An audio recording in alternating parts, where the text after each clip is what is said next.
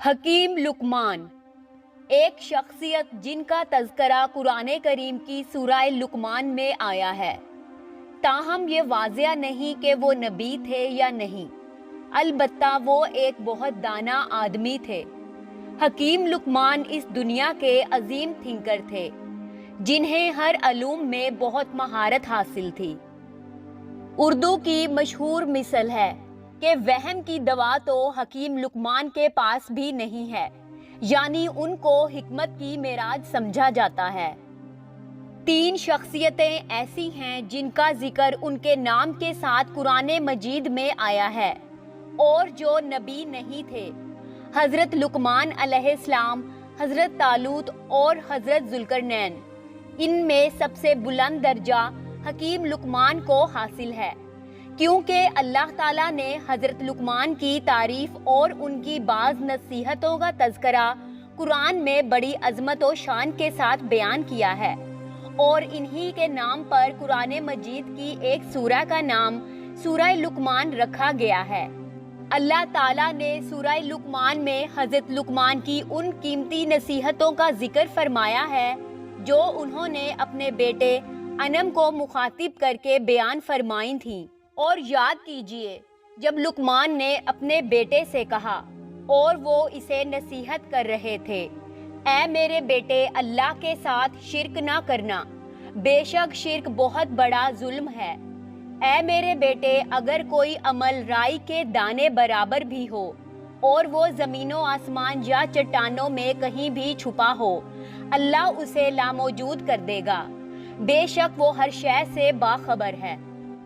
بیٹا، نماز کی پابندی رکھنا اور لوگوں کو اچھے کام کی نصیحت کرنا اور برے کاموں سے روکتے رہنا، مصیبت کے وقت صبر سے کام لینا، لوگوں کے سامنے غرور مت کرنا، زمین پر کبھی اکڑ کر نہ چلنا، بے شک اللہ شیخیاں بھگاڑنے والے اور مغرور شخص کو پسند نہیں کرتا۔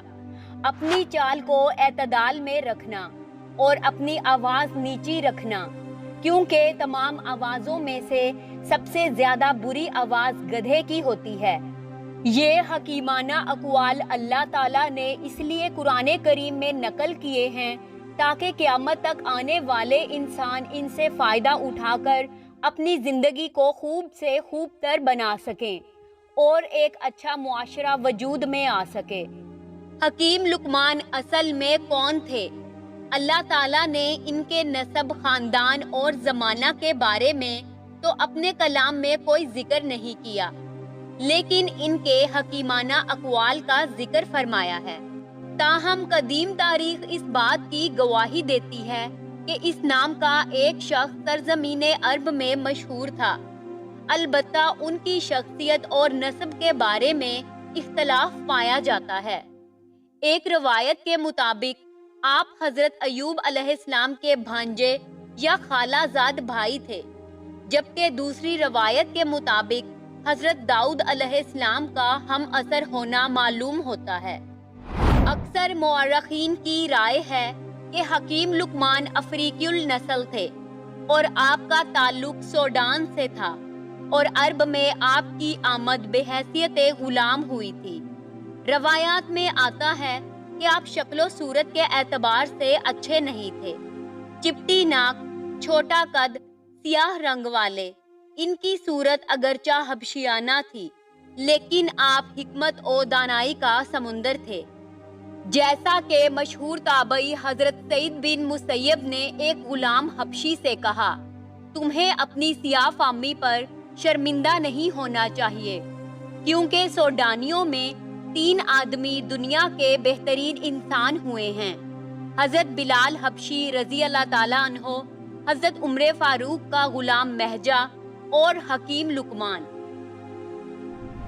روایتوں میں لکھا ہے کہ حضرت لقمان نے 1000 سال کی عمر پائی تھی، یہاں تک کہ حضرت داؤد علیہ السلام کی صحبت میں رہ کر ان سے علم سیکھا۔ آپ کا زمانہ 3000 قبل مسیح کا ہے۔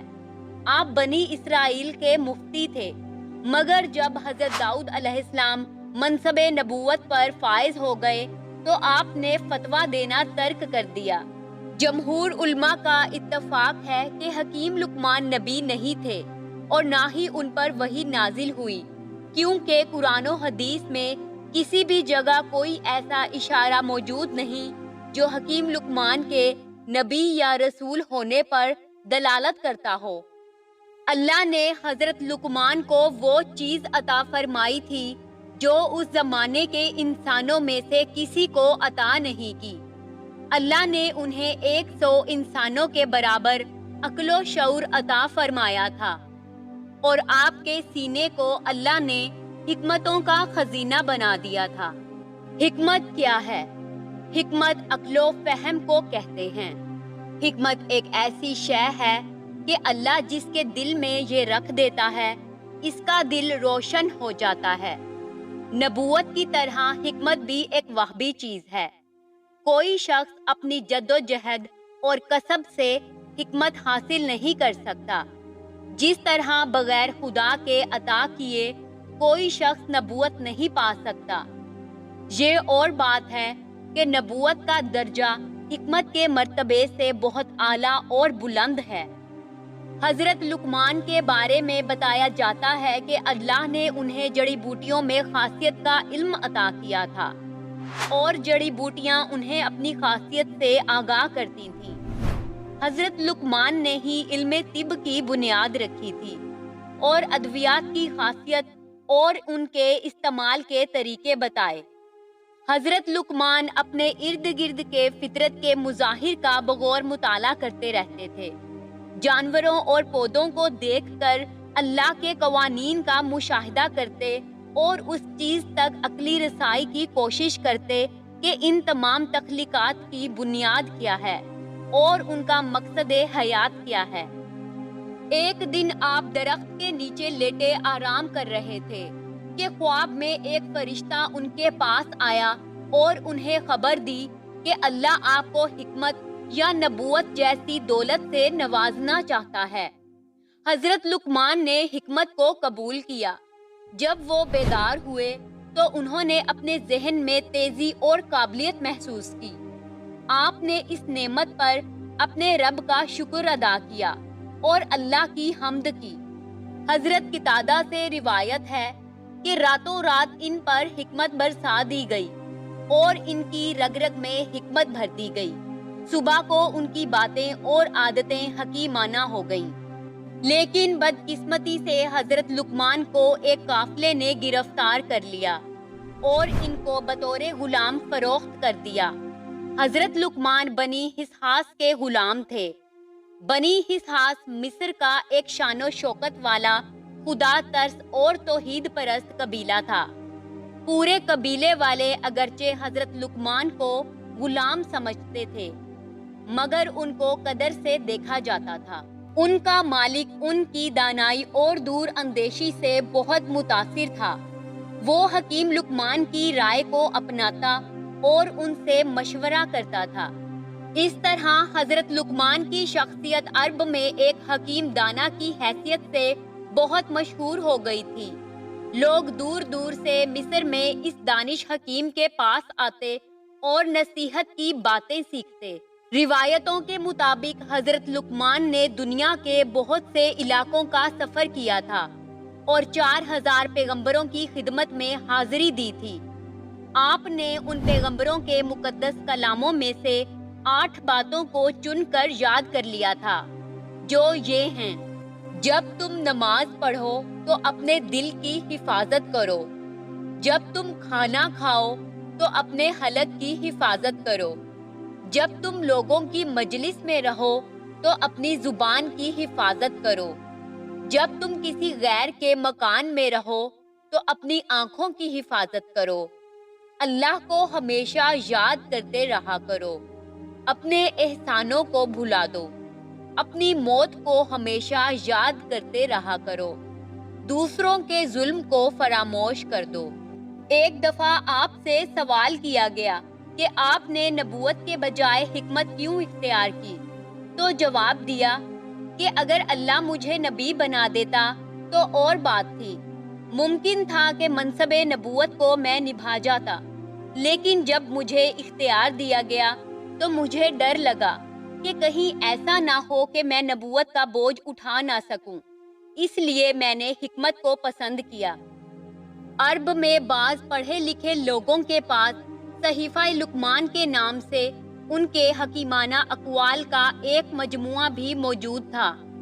چنانچہ روایت میں ہے کہ ہجرت سے 3 سال پہلے مدینہ کا ایک شخص جو نبی کریم صلی اللہ علیہ وآلہ وسلم سے متاثر ہوا وہ سوید بن سامت تھا۔